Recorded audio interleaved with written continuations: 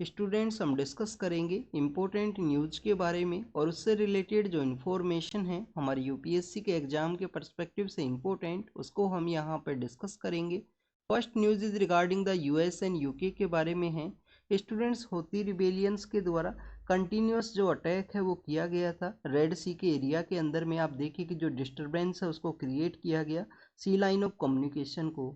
तो स्टूडेंट्स होती रिबेलियंस के उस अटैक को काउंटर करने के पर्सपेक्टिव से यूएस एंड यूके के द्वारा एक जॉइंट पेट्रोलिंग ग्रुप है उसको कॉन्स्टिट्यूट किया गया था, स्पेशली रेड सी के एरिया के अंदर जो सी लाइन ऑफ कम्युनिकेशन है उसको सिक्योर किया जा सके। तो स्टूडेंट्स यूएस एंड यूके के द्वारा जो हौती रिबेलियंस है जिनका बेस आपको यमन के अंदर देखने के लिए मिलता है, तो आप देखिए उनके जो टारगेट्स है वहाँ पे अटैक किया गया है यूएस एंड यूके के द्वारा। Students United state of America continuous attack के मूड के अंदर है, क्योंकि यूएस का जो बेसिकली एक बेस हुआ करता था जॉर्डन के अंदर में, जॉर्डन के बेस के ऊपर अटैक होने के बाद में यूएस के द्वारा इराक एंड सीरिया के अंदर भी जो अटैक्स हैं वो किए गए हैं। और आप देखिए कि यहाँ पे होती रिबेलियंस के जो टारगेट्स हैं उनके ऊपर भी अटैक किया गया है यूएस एंड यूके के द्वारा। स्टूडेंट्स अगर हम इस न्यूज़ के बैकग्राउंड के बारे में डिस्कस करें, आप देखिए कि 7 अक्टूबर का वो दिन है जिस दिन बेसिकली हमास के द्वारा अटैक किया गया था इजराइल के ऊपर। और आप देखिए कि इजराइल के द्वारा उस अटैक को काउंटर अटैक जब किया गया, हमास का जो डोमिनेटेड एरिया है गाजा स्ट्रिप के उस अटैक के अंदर में काफ़ी सारे जो सिविलियंस का डेथ हुआ है। अगर हम बात करें प्रेजेंट जो नंबर्स के बारे में, तो आप देखिए कि 24,000 के आसपास टोटल नंबर्स हैं जहाँ पे सिविलियंस का वहाँ डेथ हुआ है गाजा स्ट्रिप के एरिया के अंदर में। और 90% जो पॉपुलेशन है वो डिस्प्लेस हुआ है इजराइल के द्वारा जिस तरीके से जो काउंटर अटैक किया गया है वहाँ पे हमास का जो टेररिस्ट ऑर्गेनाइजेशन है उसके ऊपर में। तो आप देखिए कि उस उन सभी का जो रिपरकशन है, उन सभी का जो इफेक्ट है वो अलग अलग पार्ट्स के अंदर में देखने के लिए मिला है, स्पेशली वेस्ट एशिया के डिफरेंट डिफरेंट पार्ट्स के अंदर में। क्योंकि ईरान के द्वारा भी काफ़ी कुछ एरियाज़ के अंदर में अटैक किया गया था, क्योंकि ईरान के भी एक सदर्न सिटी के अंदर में जो अटैक है वो देखने के लिए मिला था जिसमें काफ़ी सारे जो सिविलियंस हैं उनका वहाँ पे डेथ हुआ था। आप देखिए कि होती रिबेलियन जिनको ईरान के द्वारा बैक किया जाता है, हजीबुल्ला नाम का एक ऑर्गेनाइजेशन है जो कि इजराइल के नॉर्दर्न पार्ट के अंदर में जो कंट्री सिचुएटेड है जिसको कि हम लेबनान के रूप से जानते हैं। आप देखिए कि उसके द्वारा भी इजराइल के एरियाज़ के अंदर में अटैक किया गया था। तो कंटिन्यूस जो वेस्टर्न एशिया के जो अलग अलग पार्ट्स हैं वहाँ पे इजराइल और हमास का जो कॉन्फ्लिक्ट है उसका इफेक्ट आपको देखने के लिए मिलेगा। यूएस एंड यूके के द्वारा बेसिकली एक जो जॉइंट पेट्रोलिंग ग्रुप है उसको कॉन्स्टिट्यूट किया गया था रेड सी के एरिया के अंदर में जब होती रिबेलियंस के द्वारा अटैक किया गया। उसके अंदर और भी काफ़ी सारे कंट्रीज हैं, बट आप देखिए कि अरब जो कंट्रीज हैं, वेस्ट एशिया के जो कंट्री हैं, वो किसी भी कंट्री के द्वारा उसको ज्वाइन नहीं किया गया। स्पेशली जो जॉइंट पेट्रोलियम ग्रुप है जो यूएस के द्वारा कॉन्स्टिट्यूट किया गया था सी लाइन ऑफ कम्युनिकेशन को सिक्योर करने के पर्सपेक्टिव से। स्टूडेंट्स इंडिया से भी रिलेटेड काफ़ी सारी जो शिप्स हैं उनके ऊपर अटैक है वो देखने के लिए मिला है उस एरिया के अंदर में, स्पेशली जो गल्फ ऑफ आदेन का एरिया है, या आप देखिए कि हॉर्न ऑफ अफ्रीका का जो रीजन है वहाँ पे इंडियन नेवी के द्वारा अपने जो बेसिकली आईएनएस विशाखापट्टनम है, आईएनएस सुमात्रा है, उनको वहाँ पे डिप्लॉय किया गया है। और काफ़ी बार जो शिप्स हैं उनको रेस्क्यू किया गया है। इवन इंडिया ने अपने जो नाइबर कंट्री के जो लोग हैं जो बेसिकली एक शिप के ऊपर हुआ करते थे जिनका पायरेट्स के द्वारा अटैक किया गया था, अभी रिसेंटली उनको भी रेस्क्यू किया गया है इंडियन नेवी के द्वारा। तो student this is all the information related to the Yemen के जो होती रिबेलियंस हैं उनके बारे में है। और 7 अक्टूबर के उस अटैक के बाद में वेस्ट एशिया के अलग अलग पार्ट्स के अंदर में जो बेसिकली डिस्टेबलाइजेशन का जो सिचुएशन है, डिस्टर्ब का जो सिचुएशन है वो क्रिएट हुआ है। अगर स्टूडेंट्स हम 7 अक्टूबर से पहले का वेस्ट एशिया के बारे में डिस्कस करें, आप देखिए कि 2020 के समय में अब्राहम अकॉर्ड है वो इस्टेब्लिशमेंट के अंदर में आया था। और इजराइल का जो अरब कंट्रीज हैं उनके साथ में जो डिप्लोमेटिक रिलेशंस हैं वो डेवलप हुए थे। काफ़ी सारे कंट्रीज ने अपने जो डिप्लोमेटिक रिलेशंस हैं वो भी इस्टेब्लिश किए हैं इजराइल के साथ में, जिसके अंदर यूनाइटेड अरब अमीरात भी है। आप देखिए कि अक्टूबर का जो मंथ है उस समय में वर्ल्ड हेरिटेज कमेटी का जो मीटिंग है वो ऑर्गेनाइज हुआ था सऊदी अरेबिया के अंदर में। सऊदी अरेबिया के अंदर में जब वर्ल्ड हेरिटेज कमेटी का जब मीटिंग ऑर्गेनाइज हुआ जो बेसिकली यूनेस्को के अंडर में आपको देखने के लिए मिलता है, तो आप देखिए कि वहाँ पे इजराइल के द्वारा अपने जो डिप्लोमेट्स हैं उनको वहाँ पे सेंड किया गया था। स्टूडेंट्स आपको इस वर्ल्ड हेरिटेज कमेटी का जो मीटिंग अरब अक्टूबर के समय ऑर्गेनाइज हुआ था सऊदी अरेबिया के अंदर में, उसको आपको इंडिया के पर्सपेक्टिव से भी पता होना चाहिए। आप देखिए कि इंडिया की 2 इम्पोर्टेंट साइट्स हैं उनको हेरिटेज साइट के रूप में रिकॉग्नाइज किया गया है यूनेस्को के अंडर में। एक तो आपको होयसाल डायनेस्टी के जो टेम्पल्स हैं, जो बेसिकली आपको मैसूर जो डिस्ट्रिक्ट है उसके अंदर में आपको देखने के लिए मिलेंगे। तो आप देखिए कि होयसाला डायनेस्टी के जो टेम्पल्स हैं उनको रिकॉग्नाइज किया गया था एज ए हेरिटेज साइट के रूप में इसी वर्ल्ड हेरिटेज कमेटी की मीटिंग के दौरान में। और सेकंड अगर हम डिस्कस करें तो आप देखिए कि जो शांति निकेतन है, शांति निकेतन क्या है, बेसिकली एक टाउनशिप आपको देखने के लिए मिलती है, बीरभूम डिस्ट्रिक्ट है वेस्ट बंगाल के अंदर में, जिसको कि बेसिकली रविंद्रनाथ टैगोर के द्वारा इस्टेब्लिश किया गया था। और अर्लियर फेज के अंदर में उनके जो फादर हैं महर्षि, जिनको देवेंद्रनाथ टैगोर के रूप से हम जानते हैं, आप देखिए कि उनके द्वारा वहाँ पे एक आश्रम है उसको इस्टेब्लिश किया गया था। जो शांति निकेतन का जो एरिया है वहाँ पे एक आश्रम है उसको इस्टेब्लिश किया गया था। महर्षि देवेंद्रनाथ टैगोर के बारे में आपको पता होना चाहिए, तत्वबोधिनी पत्रिका है, ब्रह्म समाज को भी उनके द्वारा ज्वाइन किया गया है और उनको महर्षि के रूप से या सेंट के रूप से भी रिकॉग्नाइज किया गया है हमारे सोशल रिफॉर्म मूवमेंट्स के रिगार्डिंग में। तो स्टूडेंट्स, इस तरीके का वेस्ट एशिया का सिचुएशन था before the 7 October. Abraham accord, जो डोनाल्ड ट्रंप उस समय यूएस के प्रेसिडेंट हुआ करते थे, उनके द्वारा बेसिकली उसको प्रपोज किया गया था कि यहाँ पे जो अरब कंट्रीज है उनके द्वारा अपने जो डिप्लोमेटिक रिलेशंस हैं इसराइल के साथ में इस्टेब्लिश हों। और आप देखिए कि पैलेस्टीनियन जो कम्युनिटी है उसका कंटिन्यूस जो आपको प्रोसिक्यूशन है वो देखने के लिए मिलेगा वेस्ट एशिया के अंदर में। कंटिन्यूस इस तरीके के जो इंसिडेंट्स है वो देखे जाते थे, बट कंटिन्यूस उन चीज़ों को नेग्लेक्ट करते हुए अरब कंट्रीज के द्वारा अपने जो डिप्लोमेटिक रिलेशंस हैं उनको इस्टेब्लिश किया था इसराइल के साथ में। इसके अंदर में आपको एक इनिशिएटिव है न्यूज़ के अंदर में देखने के लिए मिलेगा, I2U2 नाम का एक इनिशिएटिव है जो इंडिया एंड इसराइल के साथ में, आप देखिए कि यूनाइटेड अरब अमीरात हैं और यूएसए यहाँ पे इसका पार्ट है बेसिकली I2U2 इनिशिएटिव का। तो स्टूडेंट्स, ये बेसिकली कुछ न्यूज़ है। इसके अलावा अब अगर हम बात करें, जो सऊदी अरेबिया एंड ईरान है उन्होंने भी अपने जो डिप्लोमेटिक रिलेशंस है उनको इस्टेब्लिश किया, चाइना के द्वारा उनके दो रिलेशंस है उनको फिर से इस्टेब्लिश करने में हेल्प किया गया था।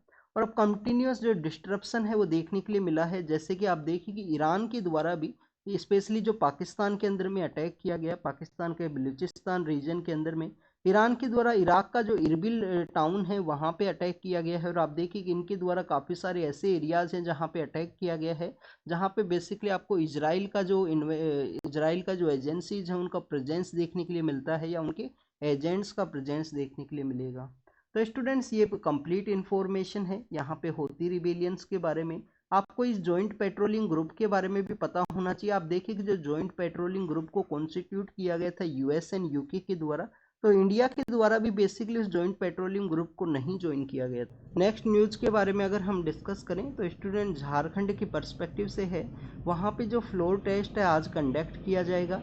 आप देखिए कि फ्लोर टेस्ट के दौरान में उनके जो मेंबर ऑफ लेजिस्लेटिव असम्बलीज हैं उनका बेसिकली पोचिंग होने का, उनको बेसिकली इस तरीके के जो उनको डाउट्स थे, तो इसके रिगार्डिंग में एमएलएज को शिफ्ट किया गया था किसी दूसरे स्टेट के अंदर में। ऐसा आपको काफ़ी बार देखने के लिए मिलेगा अलग अलग स्टेट्स के अंदर में कि एमएलएज को किसी दूसरे स्टेट के अंदर में शिफ्ट किया गया कि उनको लगता है कि उनके एमएलएज का पोचिंग किया जा सकता है अपोजिशन का पार्टी के द्वारा या किसी भी पार्टी के पर्सपेक्टिव से। पोचिंग मीन्स यहाँ पे उसको मनी का जो बेसिकली कुछ फेवर कर देना या किसी तरीके से जो मिनिस्टर का पोस्ट है उसका फेवर कर देना कि आपको मिनिस्ट्री का पोस्ट है वो दे दिया जाएगा, आप यहाँ पे वोटिंग से एब्सेंट रहना, जो फ्लोर टेस्ट है जो कंप्लीट मेजोरिटी है उसको प्रूव ना करना। अगर हम बात करें स्टूडेंट्स फ्लोर टेस्ट के बारे में, तो आप देखिए कि जब भी कोई गवर्नमेंट कॉन्स्टिट्यूट होती है तो उसको अपने जो नंबर्स हैं वो प्रूव करने होते हैं।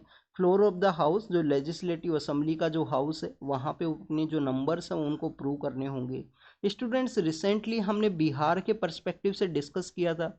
आप देखिए कि बिहार के अंदर जो सीएम का एक अलायंस हुआ करता था एक पॉलिटिकल पार्टी के साथ में और एक अपोजिशन के अंदर पॉलिटिकल पार्टी है, तो उनके जो सीएम है उनके द्वारा रिजाइन किया गया और अपोजिशन का जो पॉलिटिकल पार्टी है उसके साथ में एक पॉलिटिकल अलायंस को क्रिएट किया। और आप देखिए कि जिनके साथ में अलायंस था वो प्रेजेंट समय में अपोजिशन के अंदर में है, तो उनका भी जो नया गवर्नमेंट कॉन्स्टिट्यूट हुआ है उन्हें भी फ्लोर टेस्ट का जो कॉन्सेप्ट है उसके थ्रू में जाना होगा। अगर हम बात करें स्टूडेंट्स कॉन्स्टिट्यूशन के पर्सपेक्टिव से, तो आर्टिकल 175 के अंदर में 175 के जो क्लोज सेकंड है उसके अंदर बेसिकली यहाँ पे फ्लोर टेस्ट के कॉन्सेप्ट के बारे में डिस्कस किया गया है।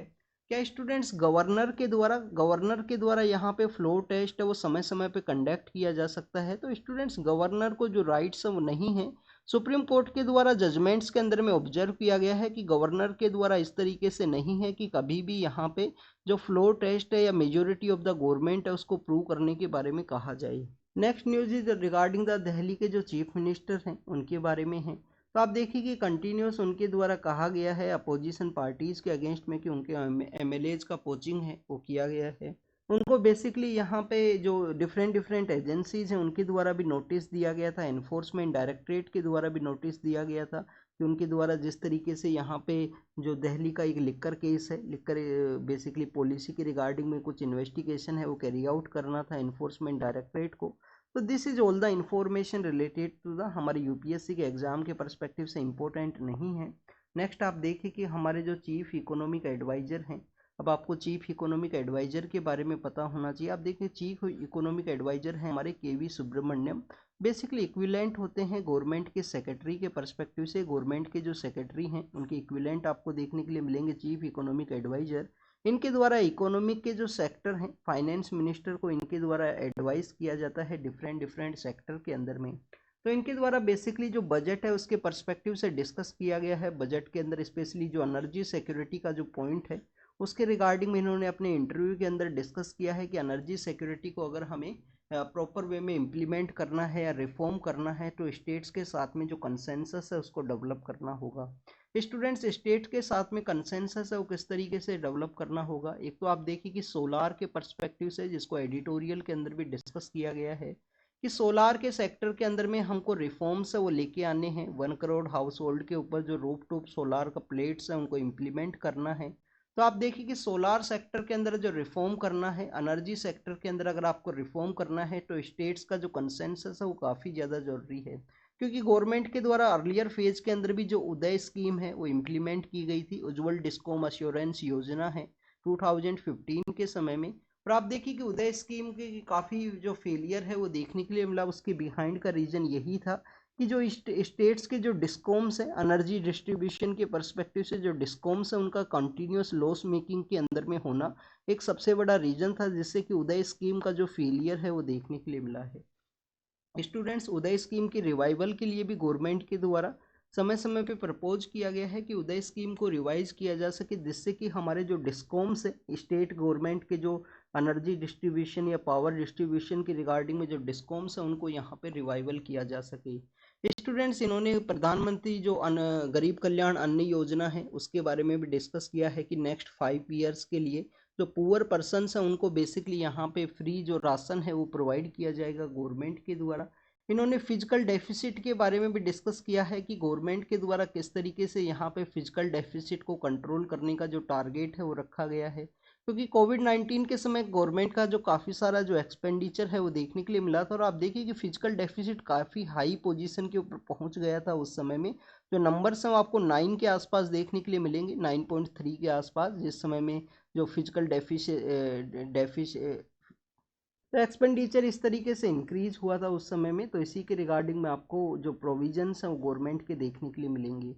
नेक्स्ट चीज़ अगर हम बात करें स्टूडेंट्स हमारे सोलार रूफटॉप जो पावर प्लांट जो प्लेट्स हैं उनके बारे में है। स्टूडेंट्स बजट के दौरान में गवर्नमेंट के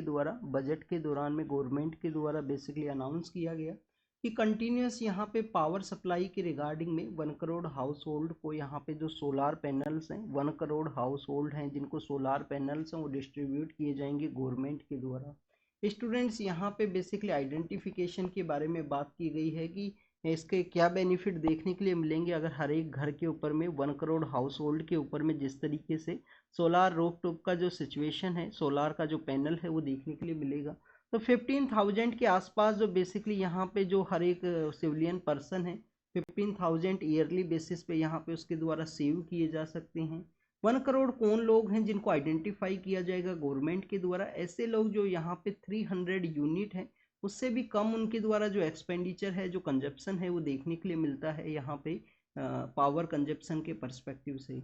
तो उनको बेसिकली 1 या 2 किलो वोट का जो पैनल है वो गवर्नमेंट के सपोर्ट के थ्रू में प्रोवाइड किया जाएगा, जिससे कि उनको गवर्नमेंट का जो कंसेशन रहेगा अर्लियर फेज के अंदर अगर हम डिस्कस करें तो तो आप देखिए कि 40% जो सब्सिडाइज है वो गवर्नमेंट के द्वारा किया जाता था और 60% है वो पर्सन के द्वारा ही यहाँ पे कैरी करना होता है किसी भी सोलार पैनल के एक्सपेंडिचर के परस्पेक्टिव से।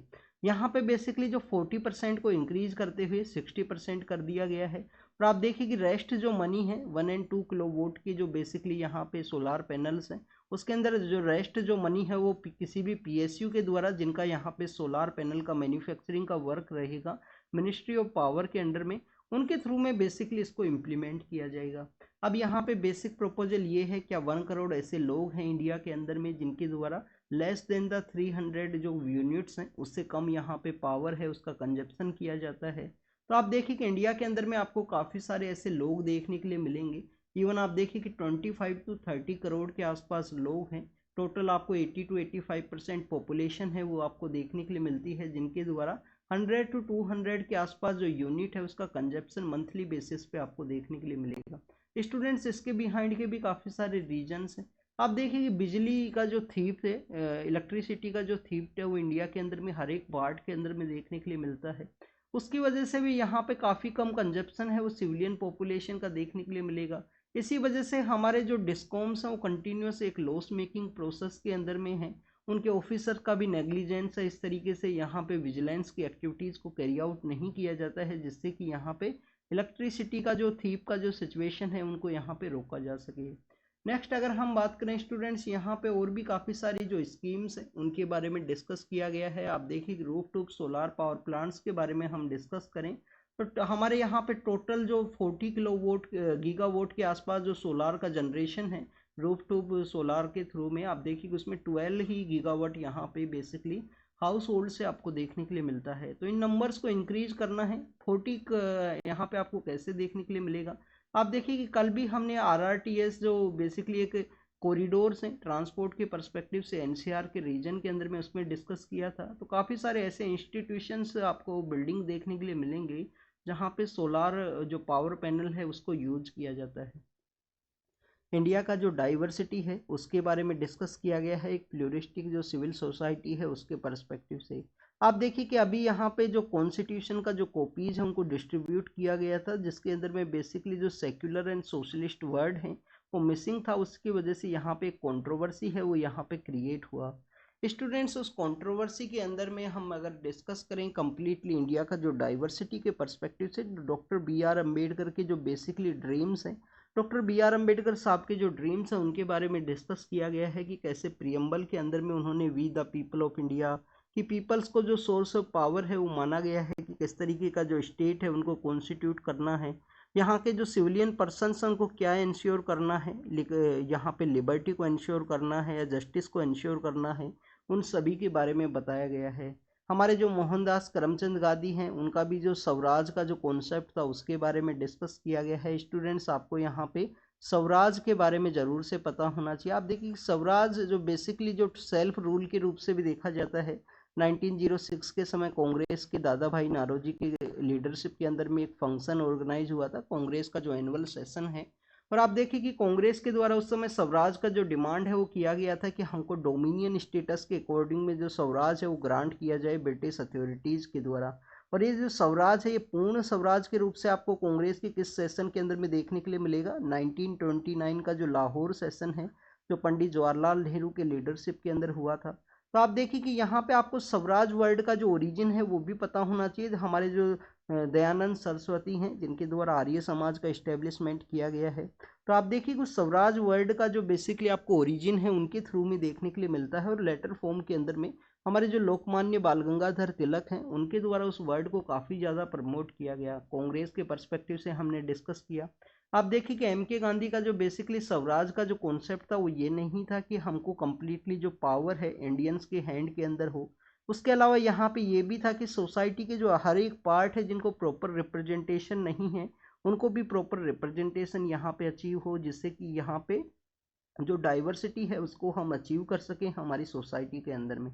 तो this is all the information related to the civil society के पर्सपेक्टिव से है। यहाँ पे आप कुछ पॉइंट्स हैं जिनको यूज कर सकते हो एग्जाम के अंदर में एज ए फोल्डर पॉइंट के रूप से आपके किसी आंसर के अंदर में इन लाइंस को आपने यूज किया गया स्वराज के पर्सपेक्टिव से, उन सभी के बारे में डिस्कस किया गया है। नेक्स्ट अगर हम बात करें स्टूडेंट्स यहाँ पे बेसिकली जो इंडिया श्रीलंका के जो फिशरमैन्स हैं उनके बारे में डिस्कस किया गया है। आप देखिए कि इंडिया और श्रीलंका के जो कंटिन्यूस एक कन्फ्लिक्ट का एरिया देखने के लिए मिलता है कि हमारा जो फिशिंग एक्टिविटी से रिलेटेड जो पर्सन्स हैं उनको श्रीलंका के अथॉरिटीज़ के द्वारा बेसिकली अरेस्ट किया गया हो या डिटेंड किया गया हो। 2023 में ये जो नंबर्स हैं वो काफ़ी ज़्यादा इंक्रीज हुए हैं फिशरमैन कम्युनिटी के रिगार्डिंग में, जिनको कि वहाँ बेसिकली डिटेंड किया गया था।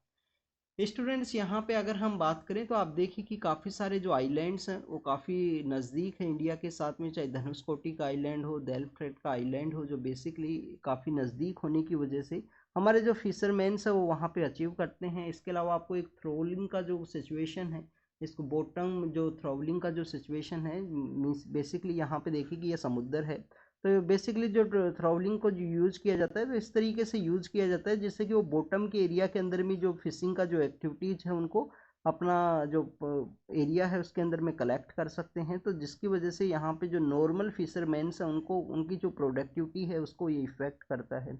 2017 के समय गवर्नमेंट के द्वारा उनको बैन किया गया था कि हम हमारे द्वारा ये जो एक्टिविटीज़ हैं इनको कंटिन्यूस यूज़ नहीं किया जाएगा। आप देखिए कि अभी भी उनको यूज़ किया जाता है, तो उसका एक कंट्रोवर्सी देखने के लिए मिलता है इंडिया और श्रीलंका के जो मैरी टाइम एरियाज़ हैं उनके रिगार्डिंग में।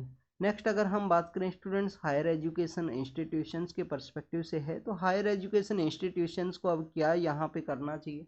आपको सबसे पहले तो हायर एजुकेशन इंस्टीट्यूशंस का जो इम्पोर्टेंस है उसके बारे में पता होना चाहिए कि इंडिया का जो कंप्लीट यूथ है उसको सेव करने में एक इम्पोर्टेंट रोल प्ले करते हैं। उनको एक सेव करने में जो इम्पोर्टेंट रोल है वो इनके द्वारा प्ले किया जाता है। जैसे कि कैरियर और जॉब अपॉर्चुनिटी की जो थिंग्स हैं वो इनको यहाँ पे इजीली अवेलेबल हों, कैरियर एंड जॉब अपॉर्चुनिटी का जो थिंग्स है वो इनको यहाँ पे इजीली अवेलेबल हों। बट आप देखिए कि प्रेजेंट समय में काफ़ी सारा जो गैप है वो देखने के लिए मिलता है। स्टूडेंट को नॉलेज काफ़ी अधिक है पर नॉलेज का इम्प्लीमेंटेशन नहीं है। दूसरा आप देखिए कि जॉब का अपॉर्चुनिटी नहीं है, तो इस तरीके का जो गैप है वो देखने के लिए मिलेगा। तो इस गैप को बेसिकली यहाँ पे फुलफिल करने के रिगार्डिंग में जो माइक्रो क्रेडेंशियल का जो कॉन्सेप्ट है वो एग्जिस्टेंस के अंदर में आया है न्यू एजुकेशन पॉलिसी के थ्रू में, जिससे कि यहाँ पे किसी भी एक स्टूडेंट को अलग अलग स्मॉल स्किल्स वो प्रोवाइड की जाएंगी, जिस उनके द्वारा रेगुलरली उसका असेसमेंट है, उसका प्रैक्टिकल्स है वो कैरी आउट किए जाएंगे, जिससे कि उनका जॉब का अपॉर्चुनिटी है वो इंक्रीज हो। अगर हम न्यू एजुकेशन पॉलिसी के पर्सपेक्टिव से डिस्कस करें तो आप देखें कि न्यू एजुकेशन पॉलिसी के अंदर भी नेशनल क्रेडिट फ्रेमवर्क है, नेशनल जो क्रेडिट फ्रेमवर्क है उसके बारे में डिस्कस किया गया है, जिससे कि यहाँ पे क्रेडिट के पर्सपेक्टिव से जो अकेडमिक बैंक ऑफ क्रेडिट है, अकेडमिक बैंक ऑफ क्रेडिट है, उनको यहाँ पे इम्प्लीमेंट किया जाएगा और उसका जो यूज़ है एम्प्लॉयमेंट के पर्सपेक्टिव से, जॉब का जो अपॉर्चुनिटी है उनके पर्सपेक्टिव से उसका यूज़ देखने के लिए मिलेगा। तो हायर एजुकेशन इंस्टीट्यूशंस के अंदर में जो माइक्रो क्रेडेंशियल है उसके इम्प्लीमेंटेशन के बारे में बात की गई है, बेटर जॉब अपॉर्चुनिटी की रिगार्डिंग में, बेटर एम्प्लॉयमेंट अपॉर्चुनिटीज़ की रिगार्डिंग में। स्टूडेंट्स अगर हम बात करें हमारे जो थर्ड टायर गवर्नमेंट के जो सिस्टम्स हैं उनके सबसे बड़ा जो डेफिसिट आपको क्या देखने के लिए मिलता है, तो आप देखिए कि 3F का जो प्रॉब्लम्स है वो आपको देखने के लिए मिलेगा। 3F का प्रॉब्लम्स क्या है स्टूडेंट्स, बेसिकली ये सुमित बोस कमेटी के द्वारा सजेस्ट किया गया था। आपको यहाँ पे जो फंड्स का जो कमी है वो सबसे अधिक देखने के लिए मिलेगा थर्ड टायर जो गवर्नमेंट है, क्योंकि उनका खुद का जो फंड का जो बेसिकली फंड रेजिंग का जो कॉन्सेप्ट है वो नहीं है। फंड के अलावा आप देखिए कि फंक्शंस का यहाँ पे प्रॉब्लम है, काफ़ी बार इनके जो फंक्शंस हैं उसके अंदर में एनक्रोचमेंट देखने के लिए मिलता है। फंड फंक्शन एंड फंक्शनरी जो बेसिकली यहाँ पे इलेक्टेड रिप्रेजेंटेटिव सिलेक्ट किए जाते हैं, सरपंच पति का कॉन्सेप्ट है, मेल्स का डोमिनेशन आपको देखने के लिए मिलेगा। वुमेन्स के रिगार्डिंग में काफ़ी कम एग्जाम्पल्स हैं जिनके द्वारा पंचायती राज इंस्टीट्यूशंस में काफ़ी कुछ वर्क किया गया हो, जैसे कि आप देखिए कि छवि राजावत है और भी काफ़ी सारी वुमेन सरपंच हैं जिनके द्वारा काफ़ी कुछ अच्छा वर्क किया गया है। Students fund function and functionaries 3F के कॉन्सेप्ट है जिनका आपको प्रॉब्लम्स देखने के लिए मिलेगा थर्ड टायर गवर्नमेंट के अंदर में। अब यहाँ पे बताया गया है कि पंचायत के द्वारा ओनली 1% मनी है जो खुद के द्वारा यहाँ पे जनरेट किया जाता है, 1% ओनली मनी है जो खुद के द्वारा जनरेट किया जाता है। अगर हम रेस्ट रेवेन्यू के बारे में डिस्कस करें स्टूडेंट्स यहाँ पे, तो आप देखिए कि रेस्ट रेवेन्यू अब कंप्लीटली यहाँ पे ग्रांट के थ्रू डिपेंडेंट है। 80% के आसपास जो ग्रांट रिसीव करता है पंचायती राज इंस्टीट्यूशन वो सेंटर के थ्रू आपको देखने के लिए मिलती है। 15% के आसपास जो ग्रांट है वो आप देखिए कि स्टेट गवर्नमेंट के द्वारा रिसीव की जाती है। तो उन्हीं के डिफरेंट एरियाज हैं उनके बारे में यहाँ पे डिस्कस किया गया है। यूनिफॉर्म सिविल कोड के बारे में है उत्तराखंड के पर्सपेक्टिव से। आप देखिए उत्तराखंड गवर्नमेंट के द्वारा यूनिफॉर्म सिविल कोड है उसको यहाँ पे इम्प्लीमेंट करने के बारे में बात की गई। स्टूडेंट्स इस न्यूज़ से पहले एक बार इसको दोबारा से देखिए आप। क्या करना चाहिए यहाँ पे फंड के रिगार्डिंग में, फंक्शंस के रिगार्डिंग में, कौन से एरिया है जहाँ पे बेसिकली फंड है इनके द्वारा रेज किया जा सकता है। तो स्टूडेंट कभी कभी प्रॉपर्टी टैक्स के बारे में भी डिस्कस किया जाता है, बट प्रॉपर्टी टैक्स यहाँ पे लिया जा सकता है क्या पंचायती राज इंस्टीट्यूशंस को। एक तो स्मॉल सा विलेज है, उस विलेज के अंदर में कोई सरपंच बनेगा, सरपंच बनने के बाद में आप देखिए कि उसके द्वारा बेसिकली यहाँ पे जो प्रॉपर्टी टैक्स है उसको इम्प्लीमेंट किया गया, हाउसिंग टैक्स है उसको इम्प्लीमेंट किया गया, तो उस पर्सन के द्वारा उसको अगले टाइम में है, नेक्स्ट टाइम में वोटिंग है वो नहीं दिया जाएगा। तो इसकी वजह से इनका इम्प्लीमेंटेशन है वो नहीं हो सकता। अगर इसी का डायरेक्टिव स्टेट गवर्नमेंट के द्वारा इश्यू किए जाएँ, इसके जो डायरेक्टिव्स हैं स्टेट गवर्नमेंट के द्वारा इश्यू किए जाएँ, तो हो सकता है इसका इम्प्लीमेंटेशन और panchayat and urban local bodies का खुद का जो बेसिकली जो फंड है वो यहाँ पे वो रेज कर सकें। और भी काफ़ी कुछ एरियाज में इनके जो फंड्स हैं वो आपको देखने के लिए मिलेंगे। उत्तराखंड के यूनिफॉर्म सिविल कोड के बारे में डिस्कस किया गया है। तो आर्टिकल 44 के अंदर में है डीपीएसपी के पर्सपेक्टिव से यूनिफॉर्म सिविल कोड। गोवा एकमात्र स्टेट है इंडिया के अंदर में जहाँ पे यूनिफॉर्म सिविल कोड का इम्प्लीमेंटेशन है। क्या इंडिया के अंदर में आपको यूनिफॉर्म सिविल कोड देखने के लिए मिलेगा? आप देखिए कि काफ़ी कुछ एरियाज में काफ़ी बेनिफिशियल है। कंप्लीट इंडिया, कंप्लीट कंट्री के जो यहाँ पे सिविलियन लॉज हैं वो सिमिलर हों, यहाँ पे जो पर्सनल लॉज हैं वो कम्प्लीटली सिमिलर हों सभी लोगों की रिगार्डिंग में। बट आप देखिए कि इंडिया के अंदर टू मच डाइवर्सिटी है। ट्राइबल कम्युनिटी को किस तरीके से डील किया जाएगा इस यूनिफॉर्म सिविल कोड के अंदर में, तो इसके रिगार्डिंग में काफ़ी बार जो क्वेश्चंस है वो देखने के लिए मिलते हैं। बट उत्तराखंड के द्वारा इनको इम्प्लीमेंट किया गया है, अब उसका रिपोर्ट है वो सबमिट हुआ है।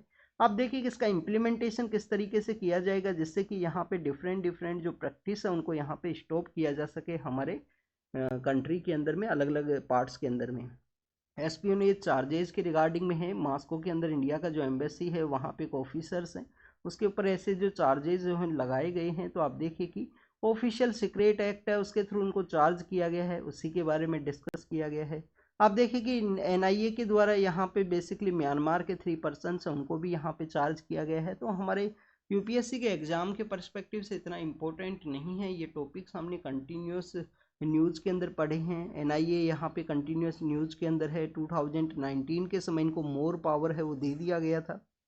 इंडिया के बाहर किसी भी इंडिविजुअल पर्सन को एज ए टेररिस्ट के रूप से भी यहाँ पे इन्वेस्टिगेट करना हो तो एनआईए को वो पावर दी गई है। तो आज इनके देखिए कि रूल्स को अमेंड किया गया है। इनका जो हाईएस्ट ऑफिसर है उसके भी अपॉइंटमेंट की रिगार्डिंग में जो रूल्स हैं उनके भी इम्प्लीमेंटेशन आपको देखने के लिए मिलता है। Next is regarding the Manipur के पर्सपेक्टिव से 3-4 जो न्यूज़ है उनको मणिपुर के पर्सपेक्टिव से मेंशन किया गया है। अब देखिए मणिपुर के अंदर कंटिन्यूस वायलेंस है। मई 2023 के समय से आपको वायलेंस देखने के लिए मिलता है। तो अपोजिशन पॉलिटिकल पार्टीज के द्वारा बेसिकली यूनियन गवर्नमेंट को यहाँ पे कंडेम किया गया है कि उन्हीं का स्टेट के अंदर गवर्नमेंट है उनके द्वारा कम्प्लीटली कोई स्टेप नहीं लिया गया, ऐसा अपोजिशन पार्टीज के द्वारा किया गया है यहाँ पे। तो स्टूडेंट्स अगर हम बात करें मणिपुर के पर्सपेक्टिव से तो उनके जो कैडेट्स हैं उनको आसाम के अंदर में बेसिकली ट्रेंड किया जाता है। उनके जो पुलिस पर्सनल से रिलेटेड जो कैडेट्स हैं उनको आसाम के अंदर में प्रेजेंट समय में ट्रेंड किया जाता है। तो आप देखिए कि वहाँ पे भी एक क्लैश का जो सिचुएशन है वो देखने के लिए मिला है।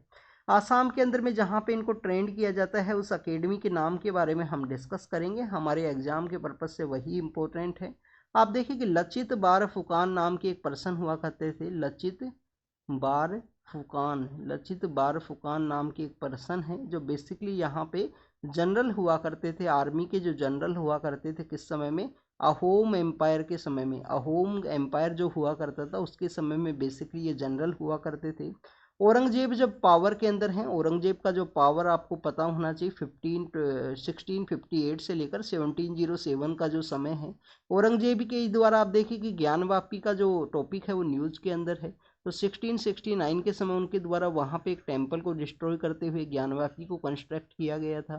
तो इनके टेन्योर के अंदर में आपको काफ़ी कुछ देखने के लिए मिलेगा। तो इन्होंने 1671 के समय में अपना जो टेरिटोरियल एरिया है उसको नॉर्थ ईस्ट इंडिया में भी एक्सपेंड करने का कोशिश किया गया था। तो उसी समय में आप देखिए कि एक पर्सन को ये सेंड करते हैं उनके लीडरशिप के अंदर में, जहाँ पे एक बैटल लड़ी जाती है जिसको कि हम बैटल ऑफ सराय घाट के रूप से जानते हैं।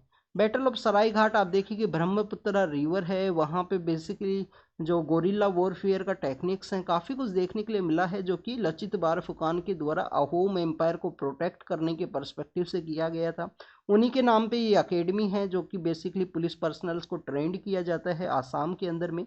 तो लचित बारफुकान नाम के वो पर्सन है जो जनरल हुआ करते थे। बारफुकान बेसिकली जनरल के लिए एक टाइटल को यूज किया जाता है अहोम एम्पायर के अंदर में। अहोम एम्पायर के जो ब्यूरियल्स हैं, अहोम एम्पायर के जो ब्यूरियल्स हैं, इनको इंडिया के जो पिरामिड के रूप से भी आप जान सकते हो। आप देखिए कि उन ब्यूरियल्स को भी बेसिकली लास्ट ईयर यूनेस्को का जो साइट है उसके रूप में रिकॉग्नाइज तो नहीं किया गया, नॉमिनेट किया गया था इंडियन गवर्नमेंट के द्वारा। अब देखते हैं यूनेस्को के द्वारा उसको कब रिकॉग्नाइज किया जाता है। तो बैटल ऑफ सराय घाट है उनकी लीडरशिप के अंदर में 1671 के समय लड़ा गया था, जहाँ पे औरंगजेब का जो आर्मी है उसका डिफीट हुआ था, और नॉर्थ ईस्ट इंडिया के समय उसका जो एम्पायर है वो एक्सपेंड नहीं हो सका। नेक्स्ट अगर हम बात करें बॉन्डेड लेबरर्स के बारे में है, आपको यहाँ पे हमारे फंडामेंटल राइट्स का एक आर्टिकल पता होना चाहिए जहाँ पे बॉन्डेड लेबर है उसको अबोलिश किया गया है। आर्टिकल 23 आपको देखने के लिए मिलता है, और आप देखिएगा आर्टिकल 23 के थ्रू में यहाँ पे बॉन्डेड लेबर का जो एक्टिविटी है उसको स्टॉप किया गया है। कुछ चिल्ड्रंस को रेस्क्यू किया गया था तमिलनाडु के अंदर में, गोल्ड से रिलेटेड जो यहाँ पे इंडस्ट्री है, गोल्ड से रिलेटेड जो इंडस्ट्री है उसके पर्सपेक्टिव से। बट आप देखिए उनका एज कंप्लीट होने के बाद में वो वापस वर्क के लिए गए हैं वहीं पे। तो बेसिकली ये चीज़ क्या शो करती है कि उन पर्सनस के लिए यहाँ पे जो वर्क है वो काफ़ी ज़्यादा इम्पोर्टेंट है। क्यों ऐसा, जो चिल्ड्रन अपना इस एज के अंदर में जब फ्री एजुकेशन गवर्नमेंट के द्वारा प्रोवाइड की जाती है, तो यहाँ पे एक बॉन्डेड लेबर के रूप में तमिलनाडु जाएंगे वर्क करने के पर्सपेक्टिव से।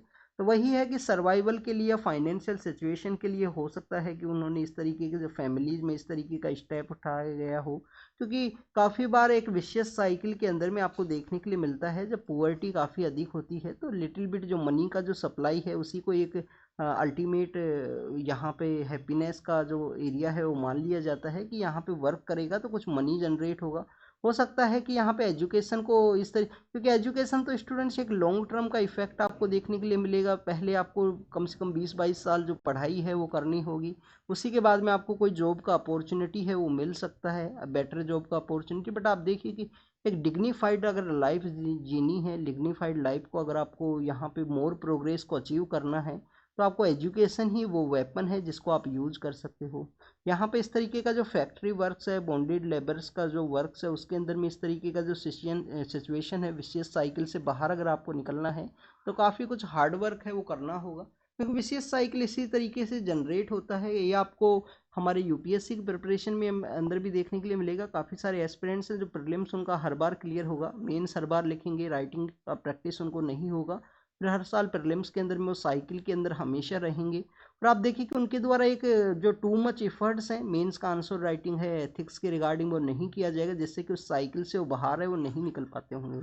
तो ऐसे ही काफ़ी कुछ एरियाज के अंदर में देखने के लिए मिलता है। तो this is all the relation to the bonded labourers के बारे में आर्टिकल 24 के परस्पेक्टिव से हमने डिस्कस किया। आप देखिएगा हमने यहाँ पे राइट टू एजुकेशन के बारे में भी पता होना चाहिए आपको। आर्टिकल 21A है जिसको कि लेटर फ्यूज के अंदर में ऐड किया गया था जो फंडामेंटल राइट के परस्पेक्टिव से। आप देखिए कि यहाँ पे आपको एक जानकारी होनी चाहिए कि कुछ पर्सन्स को, कुछ चिल्ड्रंस को other than the school hour तो अलाउ नहीं कर सकते ना, क्योंकि एक तरफ फ्री एजुकेशन है, फ्री एजुकेशन के बारे में बात की गई है। तो अदर देन द यहाँ पे जो बेसिकली स्कूल आवर्स के बाद में जो वर्किंग के लिए अलाउ किया गया है फैमिली वर्किंग के पर्सपेक्टिव से, वहाँ पे भी जो कोई भी इस तरीके का जो एक्सप्लोजिव सिचुएशन है वो नहीं होना चाहिए जहाँ पे चिल्ड्रंस को अलाउ नहीं किया गया, ओनली हाउस होल्ड के पर्सपेक्टिव से। नामीबिया के जो फ्रीडम फाइटर्स हैं, जो वो एक्स प्रेसिडेंट भी हुआ करते थे, उनका डेथ हुआ है। नामीबिया की लोकेशन के बारे में आपको पता होना चाहिए। सपोज कीजिए ये अफ्रीकन कॉन्टिनेंट है, सपोज कीजिए अफ्रीकन कॉन्टिनेंट है, ये साउथ अफ्रीका है। साउथ अफ्रीका के अंदर में आप देखिए कि दो कंट्रीज आपको देखने के लिए मिलेंगे, एक लिसोतो है, लिसोतो के अलावा एक स्वाजीलैंड है, दो interior part of south Africa के अंदर में सिचुएटेड हैं। यहाँ पे आप देखिए कि बोट्सवाना है, और यहाँ पे आपको देखने के लिए मिलेगा नामीबिया। नामीबिया के अंदर डेजर्ट भी है, वेस्टर्न पार्ट के अंदर में काफ़ी सारे डेजर्ट के एरिया सिचुएटेड हैं, वहाँ से एक कोल्ड करंट है वो फ्लो करता है। आपका होमवर्क है आज के न्यूज़पेपर के अंदर में कि कौन सा कोल्ड करंट है जो फ्लो करता है नामीबिया के वेस्टर्न पार्ट के अंदर में, जो डेजर्ट की जो सिचुएशन है उसको बूस्ट करता है वहाँ पे। Next is regarding the Chile के पर्सपेक्टिव से है। कल ही हमने लिथियम आयन के जो ट्राइंगल कंट्रीज हैं ABC, अर्जेंटीना है, बोलीविया है एंड चिली है। तो आप देखिए कि वहाँ पे चिली के अंदर में कुछ लोगों का डेथ हुआ है। आपको चिली के पर्सपेक्टिव से क्लाइमेटिक कंडीशंस आपको पता होनी चाहिए। चिली का आप देखिएगा, आपको केरल की तरह इसका मैप है वो देखने के लिए मिलेगा, और यहाँ पे नॉर्दर्न पार्ट ऑफ चिली के अंदर एक डिफरेंट क्लाइमेटिक कंडीशन है, सदर्न पार्ट के अंदर डिफरेंट है और सेंट्रल पार्ट के अंदर डिफरेंट है। कौन कौन सी कंडीशंस हैं उनके बारे में आप कमेंट सेक्शन के अंदर बता सकते हो। जैसे कि हम देखते हैं ना, मेडिटेरियन क्लाइमेटिक कंडीशंस कहाँ पे पाई जाती हैं, इंडिया के अंदर में कौन सी क्लाइमेटिक कंडीशन पाई जाती है। मानसून लेवल का आपको देखने के लिए मिलेगा, एक स्पेसिफिक टाइम पीरियड फिक्स है मानसून की रिगार्डिंग में। उसके अंदर भी देखो कि शिफ्ट हुआ है, आईएमडी के द्वारा एक स्टडी के अंदर बताया गया था कि मानसून का जो पैटर्न है वो इंडिया के अंदर में चेंज हुआ है। तो चिली के इन क्लाइमेटिक कंडीशंस के बारे में आप रीड करना, कौन कौन सी पाई जाती हैं। पाकिस्तान के अंदर जो इमरान खान नाम के जो पर्सन है, जो एक्स यहाँ पे पॉलिटिकल लीडर हुआ करते थे, आप देखिए उनके एसोसिएटेड जो पर्सन है उनको भी बैन किया गया है, वो भी इलेक्शन को कंटेस्ट नहीं कर सकते हैं। नेक्स्ट रसिया के रिगार्डिंग में है, स्पेस के पर्सपेक्टिव से उसको डिस्कस किया गया है। बाइडेन का यहाँ पे विजयी हुए हैं साउथ कैरोलिना के एरिया के अंदर में। आप देखिए इंडियन ओरिजिन की जो पर्सन है निक्की हेले, वो साउथ कैरोलिना के ही 2 टाइम्स गवर्नर का जो पोजीशन है उसके लिए रहे थे वो वहाँ पे यूएस के अंदर में। आफ्टर यूएस की स्ट्राइक के बाद में ईरान के द्वारा वार्न किया गया है, थ्रेटनिंग जो शिप्स हैं उनके अगेंस्ट में। यहाँ पे आप देखिए यूक्रेन के अंदर कुछ लोगों का डेथ हुआ है। रशियन जो मिनिस्टर हैं वो साउथ कोरिया के लिए विजिट करेंगे। अभी रशिया और साउथ कोरिया के कुछ जो रिलेशंस है वो काफ़ी डिटोरेटिंग कंडीशन के अंदर देखने के लिए मिले थे। और श्रीलंका के जो प्रेसिडेंट है उनके द्वारा कहा गया है कि जिस तरीके से आईएमएफ का जो बेल का जो सिचुएशन है उसकी वजह से हमारी जो फाइनेंशियल क्राइसिस है कंट्री का, उसको हमने डील किया। श्रीलंका का जो अलायंस है उसको बुलाया गया है न्यू दिल्ली के अंदर में डिफरेंट डिफरेंट एरियाज़ के डिस्कशन के पर्सपेक्टिव से। आप देखिए कि अहमदाबाद है, न्यू दिल्ली है, और काफ़ी एरियाज़ के अंदर ये जो मीटिंग है उसको ऑर्गेनाइज किया जाएगा। तो उस अलायंस के जो लीडर्स हैं उनको बुलाया गया है। तो this is all the information related to the today's newspaper. आप इसको रीड कीजिए, रिवाइज कीजिए, जो भी इंफॉर्मेशन आपको मिला हो उसको नोट डाउन कीजिए। Thank you students, thank you very much.